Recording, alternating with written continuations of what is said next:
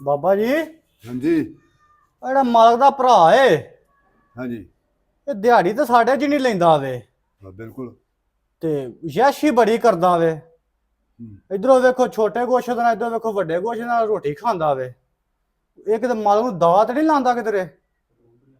Fruit ਲੈ ਕੇ ਆਉਂਦਾ, ਇਧਰੋਂ ਕੁਝ ਲਿਆਉਂਦਾ, ਸਾਰੀ ਦਿਹਾੜੀ ਯਾਸ਼ੀ ਕਰ, ਦਿਹਾੜੀ ਤਾਂ ਸਾਡੇ ਚ ਨਹੀਂ ਲੈਂਦਾ ਵੇ। ਤੇ ਮੈਨੂੰ ਸ਼ੱਕ ਹੈ ਮਾਲਕ ਨੂੰ ਦਾ ਲਾਂਦਾ ਵੇ।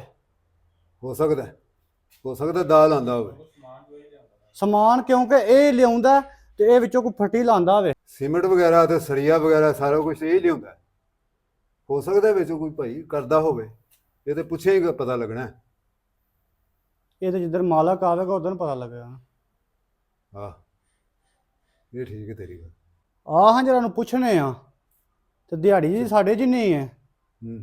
ਚਲੋ ਪੁੱਛਨੇ ਆ। ਚਲੋ ਤੂੰ ਯਾਸ਼ੀ ਕਿੱਥੋਂ ਕਰਨਾ ਹੈ?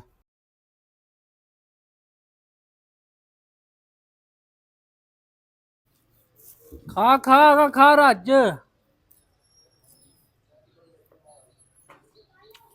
ਖਾਣ ਪੀਣ ਵਾਲਾ ਟੈਨਸ਼ਨ ਨਹੀਂ ਲੈਣੀ। ਕੱਲ ਜੁਮੇ ਦੀ ਛੁੱਟੀ ਏ। 12 ਵਜੇ ਆ ਨਹੀਂ, ਬੱਕਰਾ ਭੁੰਨਣਾ ਹੀ ਮੈਂ ਉੱਥੇ।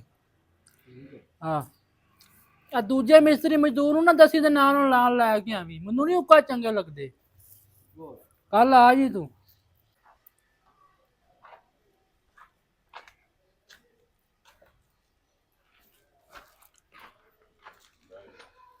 ਮਿਸਤਰੀ ਸਾਹਿਬ ਬੜੀਆਂ ਯਾਸ਼ੀਆਂ ਹੋ ਰਹੀਆਂ ਨੇ।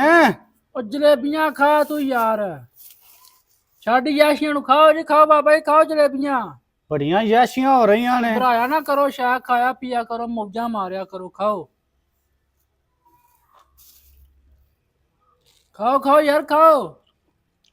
ਚੱਲ ਬੋਲ ਵੀ ਰੱਖਦੇ ਮਿਸਤਰੀ ਯਾਰ ਇੱਕ ਓ ਗੱਲ ਯਾਰ ਗੱਲ ਨੂੰ ਛੱਡ, ਤੂੰ ਜਲੇਬੀਆਂ ਖਾ ਆਖਿਆ।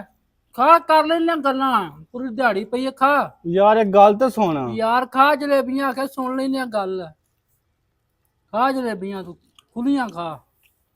ਮਿਸਤਰੀ ਇੱਕ ਗੱਲ ਤੇ ਸੁਣ ਯਾਰ। ਕਰ ਯਾਰ ਗੱਲ। ਦਿਹਾੜੀ ਤੇ ਯਾਰ ਤੂੰ ਸਾਡੇ ਚ ਨਹੀਂ ਲੈਣਾ ਵੇ।